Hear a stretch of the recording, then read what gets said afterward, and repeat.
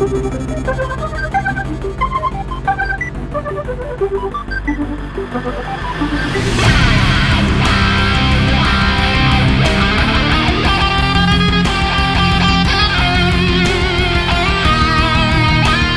video, you are Jeremy, also known as Moon and Snow Band. Like Moon and Snow is kind of my catch-all. It's where it's like my passion project. I have lots of material written for it, lots of stuff coming that I hope to put out under that name. Teenage years, I was a metalhead growing up. I still haven't lost, my passion for metal, which most people, when they grow up, they kind of grow out of it. And I'm still the guy who's going to shows and stuff like that. I'm really interested in getting the next Moon and Snow album out. Do you have a date in mind, or I have tons of material for it, and so I need to whittle that down. I need to finalize some of the songs, and I'm thinking that's probably 6 months to maybe early next year is probably what I'm looking at. Okay, getting that done, and then my hope is to reach out to some local musicians and go out. This will be more rock, whereas the last album was more. There's a lot of synth stuff going on there. Mm-hmm. Like, how did you get into music? I come from a musical family. So I got this musical background from my dad and my mom. She was a singer, and in high school, she traveled around with her choir and stuff like that. So I just always kind of grew up with music. Okay. And then when I was a teenager, my neighbor was selling this red Charvel that I got hanging on the wall, and I dug a ditch for it. And I think he paid me $3 an hour, and I broke child labor laws and all that stuff. And I grew my hair long, and I was like, I'm going to be a metal guy. Have you been in bands kind of your whole career? Or? Yeah, I think I was always, if I wasn't in a band, I was always trying to start a band. Met some buddies, and we had this incarnation of a band that we wound up calling Comma Tom. That was always my goal. Until I started having kids, and then once I had kids, it was just like I have to slow everything down. I'm not sleeping, Why? Yeah. And that's when I decided that Moon and Snow was kind of like it was going to be. I was inspired. I found some artists that really connected with me. Like, I don't know. Have you guys heard of Emancipator? If you haven't, check them out. Okay. And Lorne, and then Grimes. I don't know if you guys like Grimes or not, but.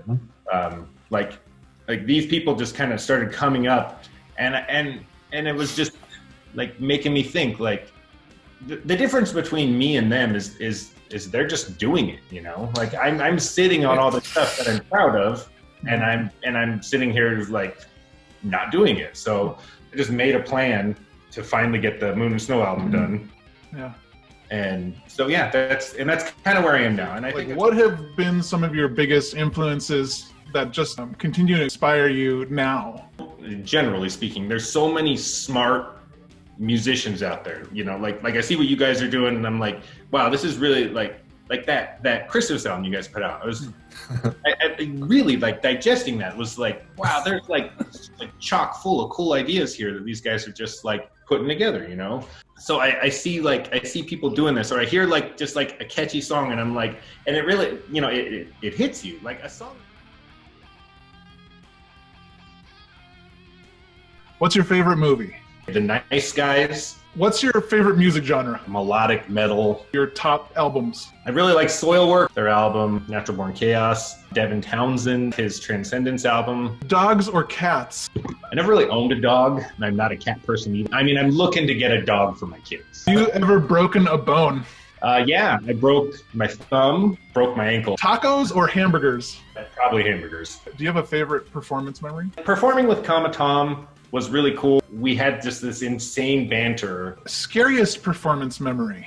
As we're coming to the part where I have to play the clean lead fill, and I'm like, okay, I think it's this. And I wound up locking in to the right pattern, but a half a step up. But what's your favorite season of the year? I mean, it's probably summer. Favorite place on the planet? Just the beaches we have here in San Diego. Disneyland or Disney World?